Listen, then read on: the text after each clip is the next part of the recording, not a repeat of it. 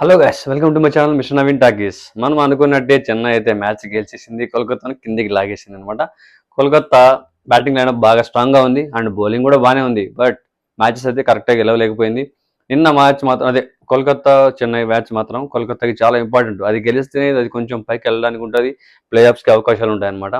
So ఆ match అయితే చెన్నై ఏమాత్రం తగ్గకుండా వాళ్ళని పైకి వెళ్లకుండా ఆపేయడం జరిగింది. నేను అన్నట్టుగానే చెన్నై, ఎస్ఆర్హెచ్, ఆర్ఆర్ ఈ మూడు టీమ్స్ ఎవరితో ఆడినా కూడా వాళ్ళు ఆపోజిట్ టీంకి ఛాన్సెస్ ఉన్నా కూడా పైకి వెళ్ళడానికి వీళ్ళు లాగేసే అవకాశం ఎక్కువ ఉంటుంది. ఈ టీమ్స్లో ఎవరు గెలిచినా కూడా మిగతా టీమ్స్లో వాళ్ళకి ప్లే ఆఫ్ ఛాన్సెస్ తగ్గిపోయినట్టే. సో అదనమాట యాజ్ ఇట్ ఈజ్. అలాగానే మన కోల్కతా మ్యాచ్ కూడా జరిగింది. చెన్నై కూడా అలానే మన కోల్కతాను గెలవనివ్వకుండా ఓటమి పాలు చేసేసింది. సో ప్లే ఆఫ్ ఛాన్సెస్ చాలా చాలా చాలా తగ్గించేసింది అనమాట. అలాగే ప్లేయర్స్ మాత్రం ఎవరి వంతు వాళ్ళు ప్రయత్నం చేశారు. కోల్కతాలో రహానే బాగా ఆడాడు, తర్వాత మన మన గుండుబాయ్ రస్సెల్ కూడా బాగా ఆడాడు, యాంగ్రిష్ రఘువంశీ బాగానే ట్రై చేశాడు, తర్వాత నరేన్ కొద్దిసేపు ఆడాడు. బట్ రహమాన్లా గుర్బాజ్ మాత్రం ఎక్కువసేపు ఉండలేకపోయాడు క్రీజ్లో. వెంకటేష్ గారిని అయితే తీసుకోలేదు, మరి ఫామ్ సరిగ్గా లేదని చెప్పి ఫస్ట్ నుంచి అవకాశాలు ఇచ్చారు. బట్ అంత పెట్టి కొన్నారు, 23.5 crores పెట్టి కొన్నారు. బట్ ఈ సీజన్లో నో యూజ్ లేకుండా పోయింది. అసలు అంత పెట్టి కొంటే వాల్యూకి దానికి తగిన పర్ఫార్మెన్స్ ఉండదు. ఎందుకో మరి ఎక్కువ వాల్యూ ఇస్తే ఆ పర్ఫార్మెన్స్ అనేది తగ్గిపోద్దేమో, మరి అలానే అయింది ఇక్కడ. అయ్యర్ పర్ఫార్మెన్స్ ఫస్ట్ నుంచి ఒక్క మ్యాచ్ కూడా సరిగ్గా పర్ఫెక్ట్గా లేదు. మ్యాచ్ విన్నింగ్ నాక్స్ లేవు కరెక్ట్గా, అవసరం ఉన్నప్పుడు టీంలో ఆడలేదు చాలాసార్లు. దానివల్ల పక్కన పెట్టాల్సి వచ్చింది. ఇప్పుడు మిగతా వాళ్ళందరికీ అవకాశాలు ఇస్తున్నారు, వచ్చిన వాళ్ళు మిగతా వాళ్ళందరూ పర్లేదు, అవకాశాలు బాగానే యూజ్ చేసుకుంటున్నారు. అండ్ బౌలింగ్ యూనిట్ బాగుంది. మన వరుణ్ చక్రవర్తి కావచ్చు, నరేన్ కావచ్చు, ఇంకా వాళ్ళకి స్పిన్ అటాక్ దారుణంగా ఉంటుంది. ఆ బౌలింగ్ బాగా పనికొస్తుంది అనమాట. అండ్ హర్షిత్ రాణా, వైభవ్ అరోరా వీళ్ళు ఫాస్ట్ బౌలర్స్. మన రసెల్ మీడియం స్లో బౌలరు. వీళ్ళ బౌలింగ్ అటాక్తో 180 స్కోర్ను అదే 179 కొట్టారు కోల్కతా వాళ్ళు. 180 టార్గెట్ అనమాట. చెన్నై అది చేస్తుందా అంటే కొంచెం కష్టమే అనిపించింది. ఎందుకంటే పవర్ ప్లేలో 3 వికెట్లు పడ్డాయి. 3 వికెట్లు పడ్డమే కాదు, స్కోర్ కూడా కొట్టారు. Urvil Patel youngster.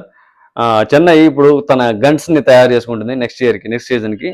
So already eliminate అయిపోయింది. ఎలిమినేట్ అయిన తర్వాత ఇప్పుడు ఆడినా పెద్ద యూజ్ ఏం లేదు, వాళ్ళకి గెలిచినా గెలవకపోయినా పెద్ద ప్రాబ్లం ఏం లేదు. బట్ ఇప్పుడు మ్యాచ్ అయితే ఖచ్చితంగా కొత్త వాళ్ళకి వాళ్ళైతే ఎవరినైతే తీసుకున్నారో వాళ్ళందరికీ అవకాశాలు ఇచ్చి వాళ్ళ పర్ఫార్మెన్స్ టెస్ట్ చేసుకుంటుంది. నెక్స్ట్ సీజన్కి వాళ్ళని తయారు చేయాలి కాబట్టి వాళ్ళ గన్ ప్లేయర్స్ని.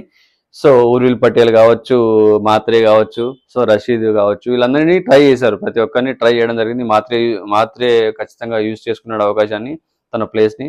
అండ్ ఊర్విల్ పటేల్ కూడా ఒక్క మ్యాచ్ వచ్చినా కూడా బాగా ఆడాడు. కాన్ఫిడెన్స్ అది ఆడే ఆట తీరు, కాన్ఫిడెన్స్ లెవెల్స్ ఉంటాయి కదా ఆటను. సో ఆ సెలక్షన్స్ ఆడే విధానం దాన్ని బట్టి ఆట తెలిసిపోద్ది.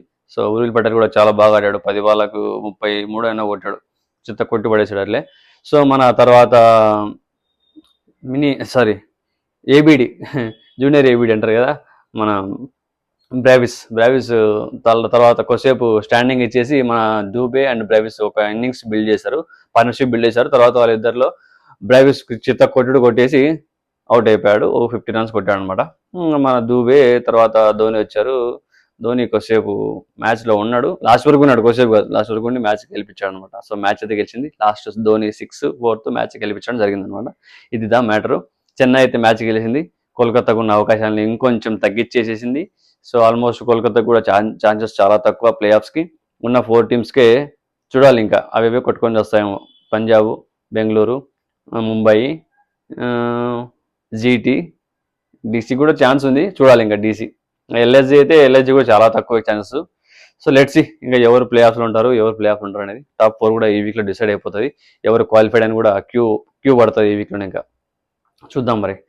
సో మరిన్ని వీడియోస్ కోసం నా ఛానల్ సబ్స్క్రైబ్ చేసుకోండి, అలాగే లైక్ చేయండి, షేర్ చేయండి, కామెంట్ కూడా చేసేయండి.